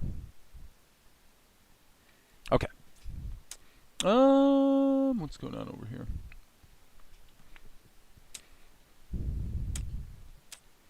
So now we've got a few more watchers at the moment, so I'll give you the 30-second recap of how this all started today. Here's the recap. The recap is when you're in Blender, if you go on your grease pencil layers down here to your relations and you go to view layer, if you create a new view layer, right now we just have one, but you can click this button and create a new view layer. Then what you can do is take each of your grease pencil layers and assign them to a different view layer, and then that's what shows up in the compositor. You can assign them to different view layers, and that's how you put your shadow layer, for example, through a blur filter at render. So that, I covered that earlier, and I don't know that I did the greatest job, frankly, of covering it, but I did cover it. Okay, so now what we're going to do is let's go back to, let's just go back to this. And I'll just clean it up. Shift duplicate. Hello. Shift D. Why is Shift D not happening? This is creepy. What am I missing here? That is weird. And G key isn't working either. Okay, I'm getting weird stuff going on. It's probably because I'm on the wrong layer. Dave. See, this is the kind of stuff, I mean, I bump into this stuff like every day. There's always something. And I'm still learning, man. I'm still learning. One of the outstanding characteristics of Blender seems to be that you need, I don't know, man. You probably need 2 months. You need 2 months of solid blendering before you've bumped into most of the stuff you're going to bump into that affects your particular workflow that you just have to learn. It's kind of a bummer, but it is the way it is. So you just saw an example right there. I'm like, how come I can't grab my keyframes? Well, you're on the wrong layer, stupid. Okay, so now what I'm going to do is look at the script and go, well, what are they exactly saying here?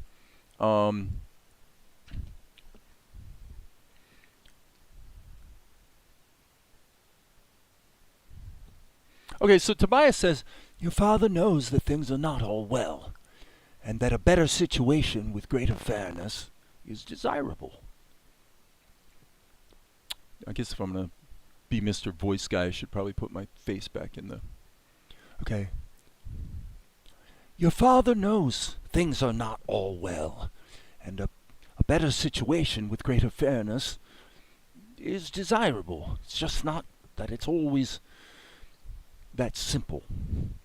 Seriously? He's the king, and he set up this stupid marriage in the first place. How is that fair? Mel looks nervously back toward the shopkeeper, who signals him emphatically that that is the correct table. Okay, so that is correct. The way I was reading this is right. Okay. Honestly, we probably need to put in some close-ups here. So let's go back to this. Yeah. Okay, so we're going to get some definite reuse out of our content. And I'm not even going to think this through too far. I'm just going to put these in here as they feel right to capture what I think is going to be pretty good storytelling. So we'll go with that. You'll see what I mean. I mean, all movie making or storytelling, visual storytelling, is pretty much the same, friends. Golly, I want to do the select inverse is actually exactly what I want. Let's invert that. Oh, cool. Rotate. I'm hitting shift so I can really modulate it. I'm just wanting to turn that so it's not tilted. Okay.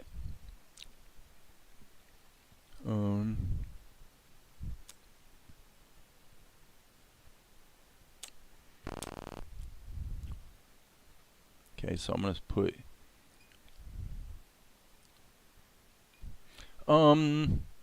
one thing that's occurring to me is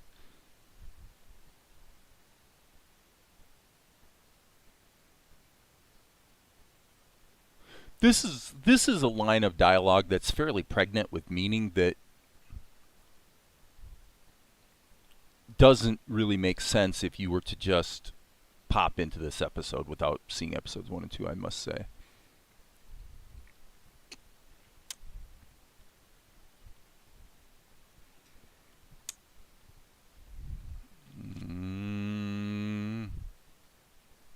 Let's go to the word situation. I'm going to leave this. For now, I'm not going to modify this, but this line of dialogue may wind up getting changed. It's a little on the nose. So he's just listening.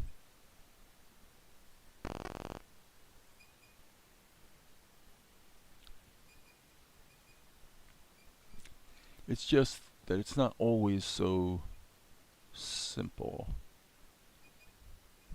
Okay, so this is actually Tobias saying this. So we'll have one shot of Vespar listening.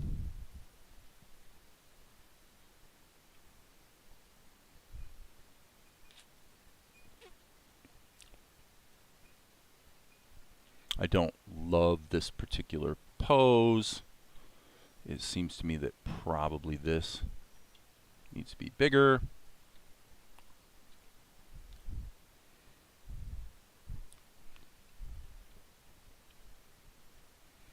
Okay, back here.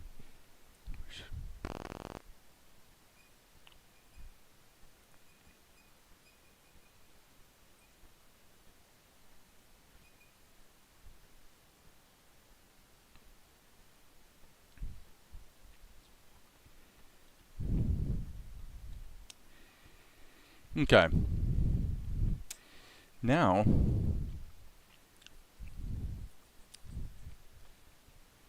I just feel like drawing. I'm kind of sick of doing nothing but cut and paste, so I'm going to have a little fun drawing. Vespar.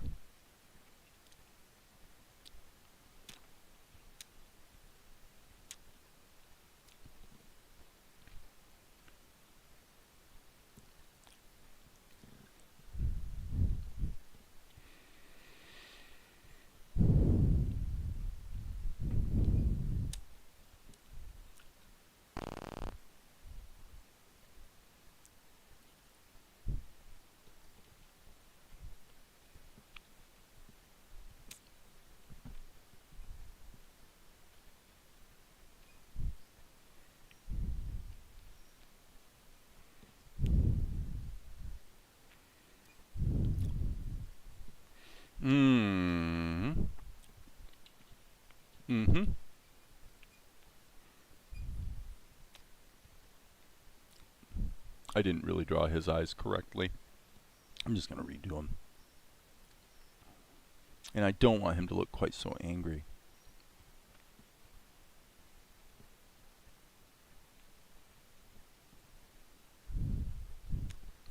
There we go. That's better. This. That's probably not too bad. So he says, seriously,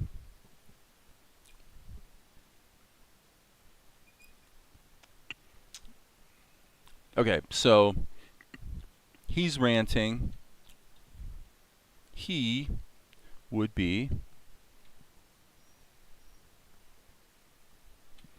listening.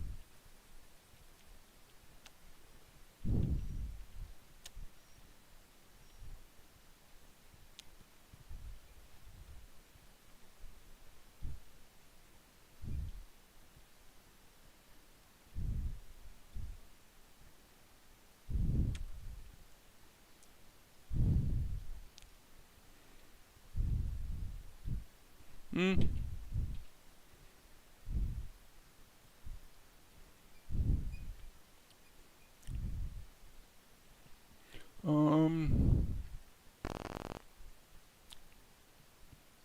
So from the word king to the word fair.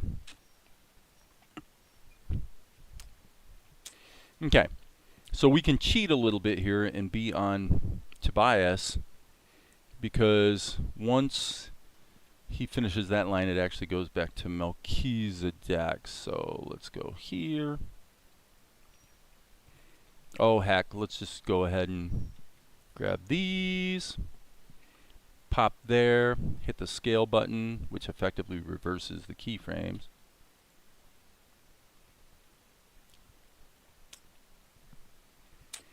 Mel looks nervously back at the shopkeeper.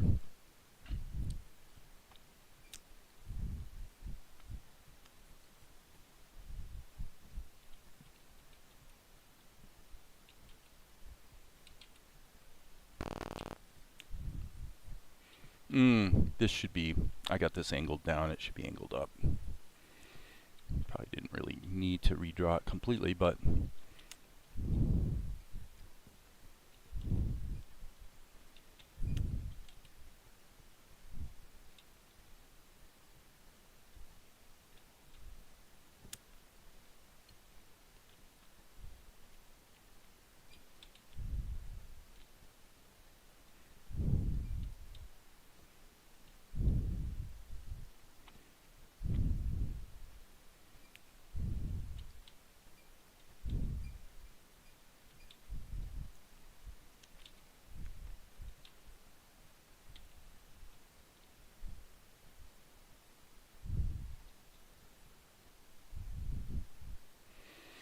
so Mel nervously looks back toward the shopkeeper.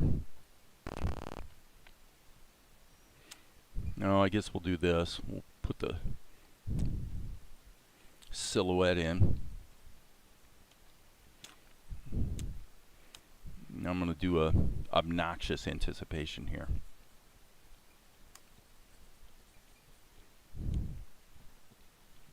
I'll come back and tighten that drawing up in a minute.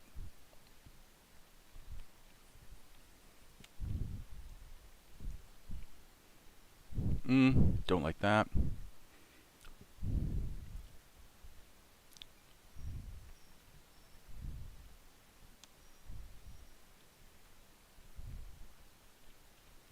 Okay, not sure I love the way I chose to do this.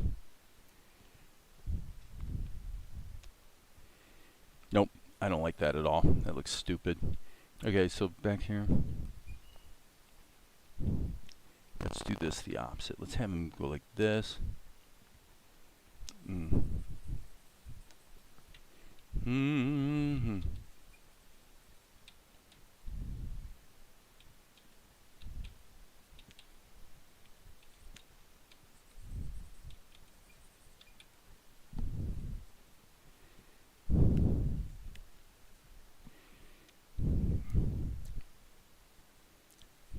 Let's get a. Not sure if this will work, but we'll try.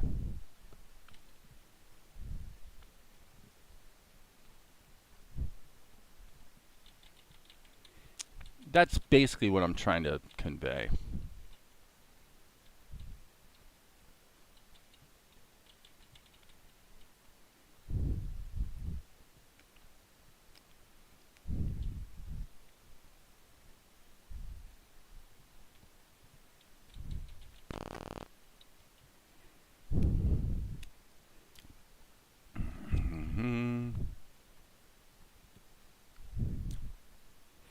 Let's just take a quick look back here.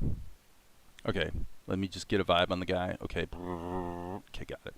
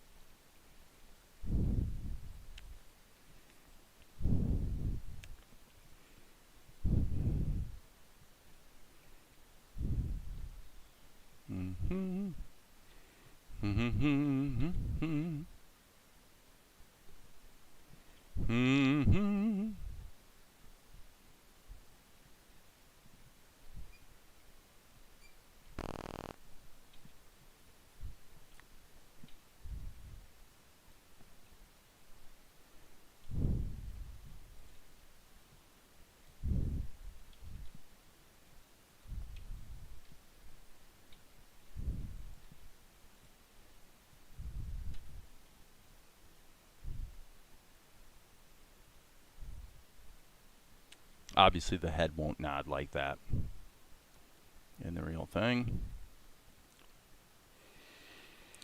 Okay, let's go. I want to take a look. Whoops! I want to take a little look at his costuming for a moment. I don't think it's really specified. I mean, it kind of is. Okay, so he's definitely got a cut-off shirt, big belt. He's got the wristband kind of things that all these guys in this particular world seem to wear. Okay, so he's a reasonably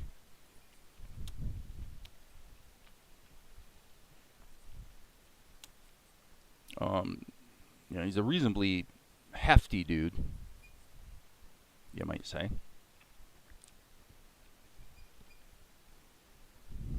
So we'll go with the old hefty dude look.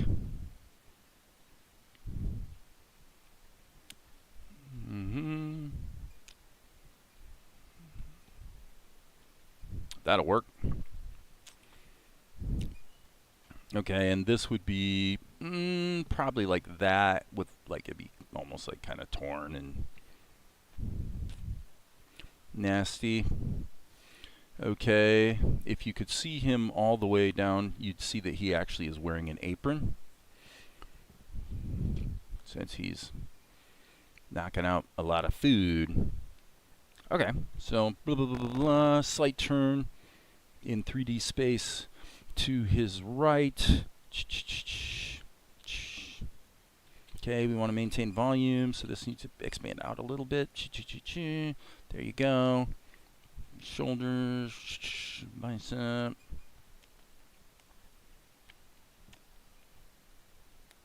Well, this guy will be fun to draw if I do draw him this way. It's a little bit of a throwback to, you know, comic booky type muscle dudes.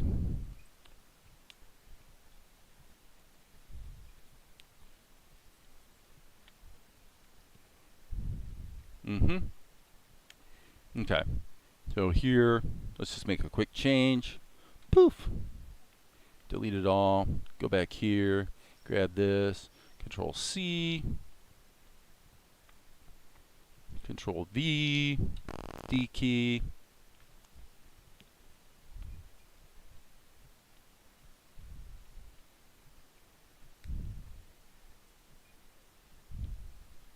Okay. I think for my purposes, that will actually work. Okay. And by the way, I want to indicate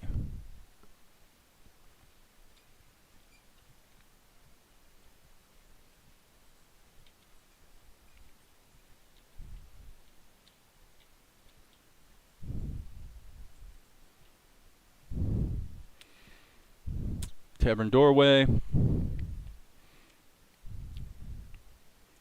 Sorry that the door is wiggling around. For those who can't deal with that, get over it. Cool. Now, if you're really going to do this up, this is what you do.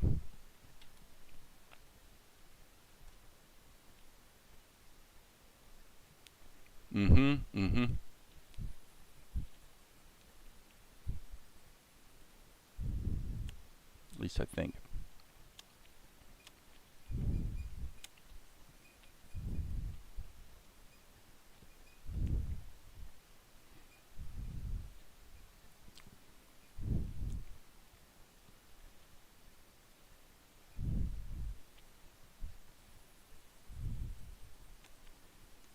This last tween right here we don't need.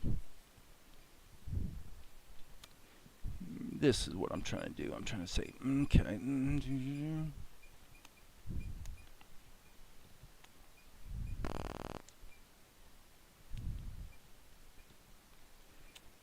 You could even have him say 7, as in obviously table 7.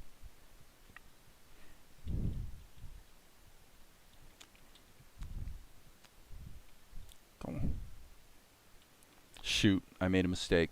Okay, that's all right. Mistakes are part of the process. All right, we'll go downstream 1 frame. Boom. See what we have here? Okay, we can actually use that. Quick cheat, no problem. Okay, so Mel looks back.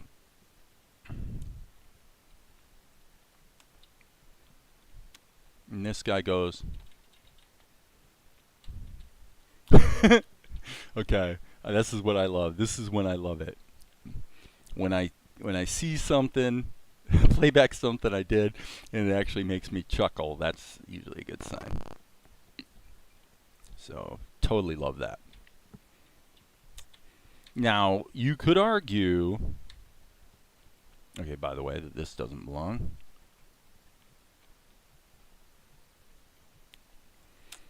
You could argue, let's make this as big as possible. And let's grab, okay, let's grab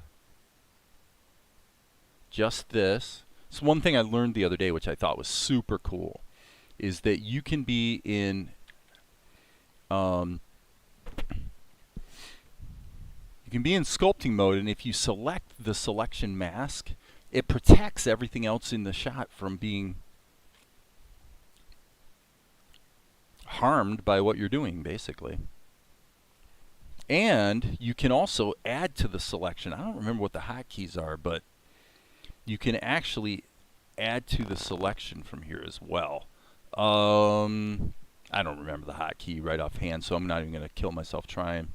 I'm just going to do it the hard way for the moment and go into edit. Nope, sorry, bad mistake.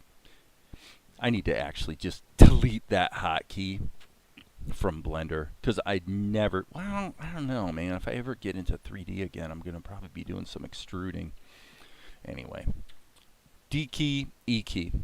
All right, so what I'm saying is when he thrusts forward, his body weight would thrust back. Everybody knows that. Anybody who's an animator, anyhow. So you see? So he's going, go on, go on. 7. Isn't that cool? Easy peasy. So back to Chizyapo's question, you know, one of the reasons I've been liking Blender is that the sculpting tools, I mean, I think as time goes by, the amount of reuse I'm going to get from the sculpting tools and the ability to manipulate layers in different ways and the compositing stuff I showed today with view layers, probably more and more the workflow is going to wind up being just Blender. I actually think is where we're headed here, other than background paintings. It's just so fluid. And the other thing is, I mentioned Gintama this when I was watching an episode of Gintama yesterday. What they do so well, it would be like if you took the whole episode of the anime and you said, okay, they're going to have a drawing on a storyboard like this. And you can tell when you watch the show, you're going, okay, I can tell what the creators are doing. They're looking at this storyboard and they're saying, okay, what's the least I can do that will effectively tell the story? So that the editing and the switches and the angles and the poses and simple things to animate, like a camera move, for example, or a panning background or something looping in the background, the stuff that's easy, that's what they do. They say, what's the easiest way I can get as much mileage out of this drawing as possible? What's the least amount of animation I can do? And they do that, and that almost becomes the aesthetic of the show. And then what they do is, like right here, these people walking up to the camera, they throw in a money shot every once in a while. A shot that's going to actually take a fair amount of animation. But most of these won't. You could literally go through the whole show, and like this is all just dialogue. Draw the character once, add lip sync, add the mouth shapes, and then come back and here you took Melchizedek and just reversed him. This shot's just being reused from an earlier shot. This shot and this shot are the same drawing, right? So you can see where there's a lot of opportunity to reuse assets as long as you keep the storytelling moving forward. Go, go, go, go, go. So you can get the idea. So we got this conversation going on. And then we got Melchizedek. I love the interaction with the tavern keeper.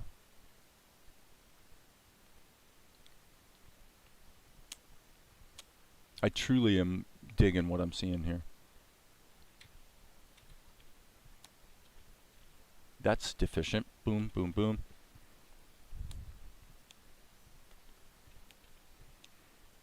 Just because I'm noticing it right now.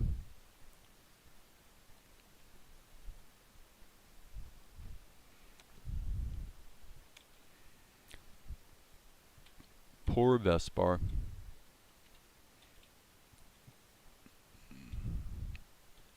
Obviously right here, for those of you who are newbies to animation and want a quick tip, before your character turns their head, have them blink. One blink before the head turn will make it feel more real and alive and stuff.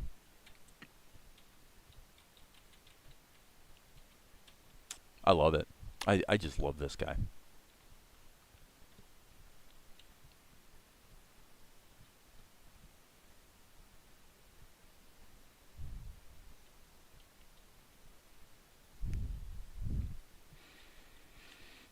Okay, then the question becomes, what happens next? Mel nervously looks back towards the shopkeeper, who signals him emphatically that that is the correct table. Take their order. So that's done. Mel nervously approaches and clumsily offers to take their order. And I'm going to have to stop there because I actually need to look at the script and make some tweaks.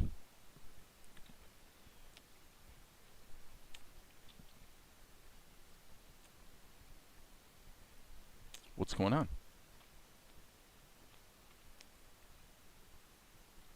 Oh, there's no selection mask, of course. See, that's such a great example of something you just have to learn. The power of selection masks is great until you have the selection mask turned on and you forgot that you had it turned on.